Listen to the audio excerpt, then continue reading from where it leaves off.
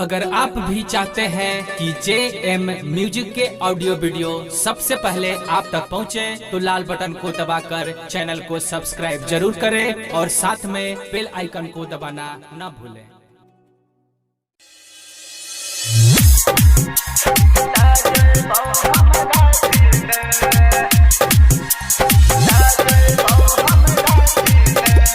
Manish recording studio Raxaul Raghunathpur.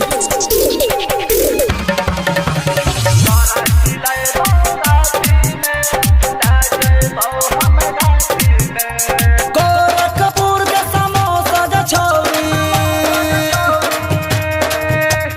Gorakhpur के समोसा द छौरी, मुजफ्फरपुर के लीचिया तोरा खिलेबौ राती में, ले जइबौ हम गाछी में, तोरा खिलेबौ राती में, ले जइबौ हम गाछी में।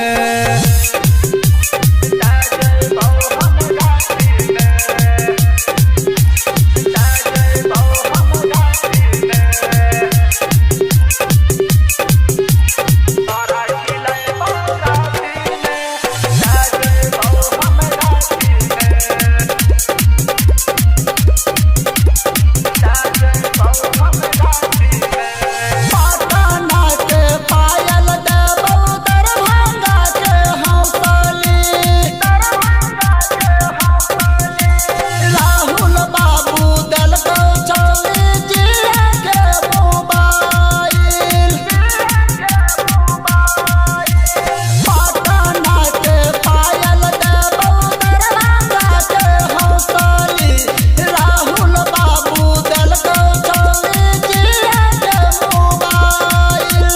सोनपुर के हम मेला घुमैबौ, तोरा अन्हरिया राती में, तोरा खिलेबौ राती में, ले जइबौ हम गाछी में, तोरा खिलेबौ राती में, ले जइबौ हम गाछी में।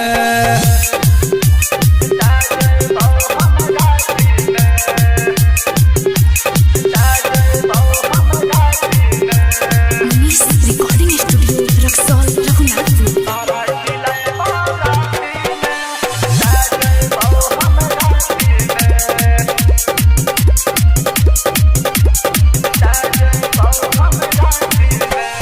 बनारस के साड़ी देबौ, कलकत्ता के टिकोली, कल नहीं परसू छौरी, अभी चाही माल गे। बनारस के साड़ी देबौ, कलकत्ता के टिकोली, कल नहीं परसू छौरी, अभी चाही माल गे। मधुबनी के वरनी गे छौरी, तोरा कुशेश्वर बाजार में, तोरा ओढ़ैबौ राती में, ले जइबौ हम गाछी में, तोरा ओढ़ैबौ राती में, ले जइबौ हम गाछी में।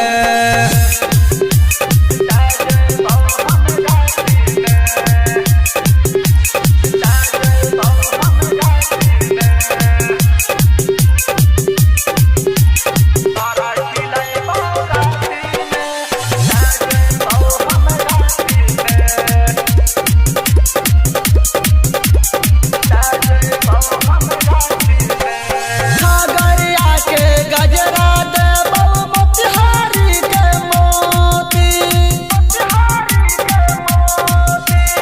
बलराम छौरा करतौ छौरी, पारा वाला जोड़ी। खगड़िया के गजरा देबौ, मोतिहारी के मोती, बलराम छौरा करतौ छौरी, पारा वाला जोड़ी। भूमा वाला नथिया गे छौरी, तोरा कुशेश्वर बाजार में, तोरा पिन्हैबौ राती में, फरबौ चोली गाछी में, तोरा खिलेबौ राती में, ले जइबौ हम गाछी में। Manish recording studio Raxaul Raghunathpur.